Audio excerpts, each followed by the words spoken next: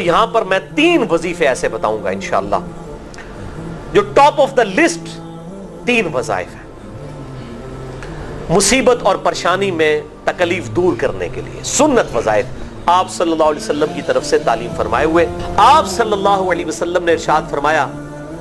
کہ یونس علیہ السلام نے مچھلی کے پیٹ میں اپنے رب کو ان الفاظ کے ساتھ پکارا تھا، لا الہ الا انت سبحانک انی کنت من الظالمین۔ اور پھر آپ صلی اللہ علیہ وسلم نے فرمایا کہ جو کوئی شخص اپنے کسی بھی معاملے میں، کسی بھی پریشانی میں اس دعا کے ذریعے اللہ کی طرف متوجہ ہو، اللہ تعالیٰ اس کی دعا کو قبول فرما لیتا ہے۔ اور قرآن میں بھی آ گیا نا کذالک ننجی المؤمنین، اور کتنا بڑا فتویٰ آیا میرے بھائیوں، سورہ الصافات 143 144، فلولا انہ کان من المسبحین، اگر یونس ہمیں ان الفاظ میں ہماری تسبیح نہ کرتا، للبث فی بطنہ الی یوم یبعثون، تو مچھلی کے پیٹ میں قیامت تک مچھلی کے پیٹ میں رہتا اگر اس طرح نہ ہمیں پکارتا، اس کی قبر مچھلی کا پیٹ بن جاتی۔ یعنی یہ اتنا عطاب، اور وہ دور ہو گیا اس دعا سے، بہت بڑے اسماء اعظم میں سے ہے۔ تو یہ بہترین دعا، بہترین وظیفہ، اسماء اعظم میں سے بہترین چیز، اور سب سے بڑھ کر جو میں نے بات کی کہ بہترین استغفار، اللہ سے توبہ مانگنے کا بہترین ذریعہ۔ اور کس طریقے سے؟ اے اللہ تو تو پاک ہے نا، تجھ سے تو غلطی نہیں ہوگی، میں بندہ ہوں، غلطی کروں گا، اللہ نے تو معاف کرنا ہے نا۔ بہترین دعا ہے واللہ، بہترین استغفار ہے۔ اور صحیح بخاری اور مسلم کی متفق علیہ حدیث ہے، جب آپ تشہد میں بیٹھو تو درود شریف کے بعد جو اپنے رب سے چاہو مانگو، اس میں یہ دعا بھی آپ اپنے اوپر لازم کریں۔ یہ اسماء اعظم میں سے ہے، اپنی دعاؤں میں اس دعا کو کریں۔ دعا کی قبولیت کے لیے یہ آپ سمجھیں اللہ تعالیٰ کی طرف سے کیٹلسٹ ہے۔ اسماء اعظم میں سے اللہ کے جو بڑے بڑے اسماء ہیں جن کے ذریعے دعا قبول ہوتی ہے، ٹاپ لسٹ جو اسماء اعظم میں سے اگر جو دعائیں ہیں ان میں ٹاپ آف دا لسٹ یہ دعا ہے، لا الہ الا انت سبحانک انی کنت من الظالمین۔ اور میری یہ بات آپ یاد رکھیے گا میرے بھائیوں، سب سے بیسٹ توبہ کرنے کے لیے بھی دعا استغفار یہی ہے، اس سے کوئی بہتر طریقہ ہو نہیں سکتا استغفار کا۔ سیدنا عبداللہ ابن مسعود رضی اللہ تعالیٰ عنہ کہتے ہیں کہ ایک دفعہ میں آپ صلی اللہ علیہ وسلم کی موجودگی میں نماز پڑھ رہا تھا، اور سیدنا ابو بکر اور عمر رضی اللہ تعالی عنہما وعلیہم السلام وہ بھی وہاں پہ موجود تھے۔ میں نماز کے جب یعنی کہ تشہد میں بیٹھا، میں نے اللہ کی حمد کی، التحیات للہ والصلوات والطیبات، اس کے بعد درود پڑھا،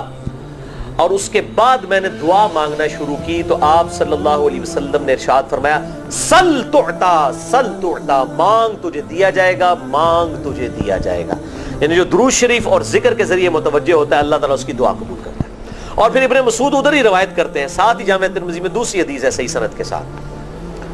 کہ ایک شخص آیا، اس نے جو ہے وہ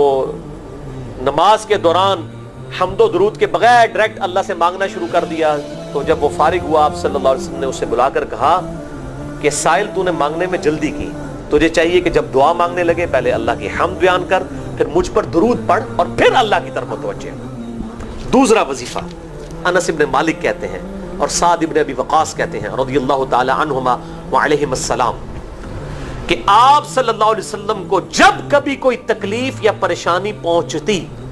تو آپ صلی اللہ علیہ وآلہ وسلم ہمیشہ ان الفاظ میں اپنے رب کو پکارا کرتے ہیں، یا حی یا قیوم برحمتک استغیث، اے خود سے زندہ ہر چیز کو تھامنے والے، میں تیری رحمت کے ساتھ تیری مدد کا سوال کرتا ہوں۔ اب تیسرا وظیفہ جو ہے کمال وظیفہ، ابن عباس رضی اللہ تعالی عنہما کہتے ہیں وعلیہم السلام، وہ کہتے ہیں کہ سیدنا ابراہیم علیہ السلام کو جب آگ میں پھینک رہے تھے نا، تو ابراہیم علیہ السلام نے اس وقت کہا تھا، حسبنا اللہ ونعم الوکیل، ہم نے اللہ ہی پر بھروسہ کیا اور وہی بہتر کارساز ہے۔ اور تمہارے نبی صلی اللہ علیہ وسلم کو بھی جب مصیبت اور پریشانی آتی تھی وہ بھی پڑھا کرتے تھے، حسبنا اللہ ونعم الوکیل، ہم نے اللہ ہی پر بھروسہ کیا اور وہی بہتر کارساز ہے۔ اور یہ جو انہوں نے کہا کہ نبی صلی اللہ علیہ وسلم بھی یہ کہتے تھے، اس کا ذکر الحمدللہ قرآن میں بھی موجود ہے، اس سے بھی بڑھ کر سورہ آل عمران کی 173 نمبر آیت میں ہے کہ جب نبی صلی اللہ علیہ وسلم اور اہل ایمان کو یہ خبر پہنچی کہ کافر ان کے خلاف سازشیں کر رہے ہیں تو نبی اور اہل ایمان نے پکارا حسبنا اللہ و نعم الوکیل. تو حسبنا اللہ و نعم الوکیل قرآن کی آیت بھی ہے, اور یہ ہے وہ آیت, وظیفہ قرآن میں آیا ہوا ہے. یہ آل عمران 173 اور صحیح بخاری 4563. اور مجھے بڑا وجد آیا کہ ابراہیم علیہ السلام کو جب آگ میں پھینکنے لگے تھے انہوں نے اس وقت اللہ کو ان الفاظ کے ساتھ پکارا حسبنا اللہ و نعم الوکیل. اچھا یہ جتنے بھی وظیفے ہیں نا میرے بھائیوں, ان کا فائدہ اسی وقت ہے جب آپ کو ترجمہ بھی ان کا آتا ہوگا, ورنہ آپ روزانہ جتنی مرضی تسبیح کھینچتے رہے کوئی فرق نہیں پڑے. اس لیے میرا ایک پرسنل مشورہ ہے کہ جب بھی یہ وظیفے پڑھیں نا آپ, اردو ترجمہ بے شک آتا بھی ہونا, ایک دفعہ اپنی زبان میں اس کو ریپیٹ کریں. یعنی آپ پڑھیں حسبنا اللہ و نعم الوکیل, میں نے اللہ ہی پر بھروسہ کیا اور وہی بہتر کارساز ہے. آپ دیکھیں یہ صوت القرآن چینل میں جب وہ عربی چل رہی ہوتی ہے, جیسے ہی وہ مراج الدین خان کا ترجمہ شروع ہوتا ہے نا, کیسے کب کبھی تاری ہو جاتی ہے, کیونکہ وہ ہماری زبان میں بات ہو رہی ہوتی ہے نا. عربی ایویں تو نہیں قیام اللیل میں رو رہے ہوتے, ان کی زبان میں بات ہو رہی ہوتی ہے, اپنی زبان کا اثر ہوتا ہے. اسی طریقے سے آپ لا الہ الا انت سبحانک انی کنت من الظالمین, یا حسبنا اللہ و نعم الوکیل, یا حی یا قیوم برحمتک استغیث, جو بھی وظیفے پڑھیں نا, ایک دفعہ ان وظیفوں کو جب آپ الگ سے دعا مانگ رہے ہوں اس وقت اس کو آپ اپنی زبان میں بھی دہرائیں. اور اس کے لیے کوئی تسبیح نہیں کھینچنے کی ضرورت کہ آپ نے اتنے 100 دفعہ پڑھنا ہے. تسبیح تو ویسے ٹھیک ہے, وہ آپ استعمال کر سکتے ہیں, لیکن آپ چلتے پھرتے اٹھتے بیٹھتے ہر وقت جس حالت میں بھی, اور صحیح مسلم میں حدیث ہے کہ یہ جو وظائف ہیں ان کے لیے تو کوئی وضو بھی کیا, غسل بھی پروٹوکول نہیں ہے. اب عائشہ کہتی ہیں نبی صلی اللہ علیہ وسلم حالت جنابت میں بھی اللہ کو یاد کر لیا کرتے تھے. صحیح مسلم میں حدیث موجود ہے, جنابت والے چیپٹر میں, ہر حال میں اللہ کو یاد کرتے تھے. اور جو قرآن میں بھی دعائیں یا اذکار آئی ہیں نا, جب آپ حالت جنابت میں بھی اس کو کریں گے نا تو اس پہ قرآن کا حکم نہیں لگے گا. تو جامعہ ترمذی اور ابو داؤد میں جو حدیث ہے کہ حضرت علی کہتے ہیں نبی صلی اللہ علیہ وسلم کو حالت جنابت کے علاوہ کوئی اور حالت قرآن پڑھنے سے مانع نہیں ہوتی تھی, تو اس سے مراد قرآن کی تلاوت ہے. اگر قرآن کی دعائیں جیسے ہیں بسم اللہ الرحمن الرحیم, یہ بھی تو قرآن ہے,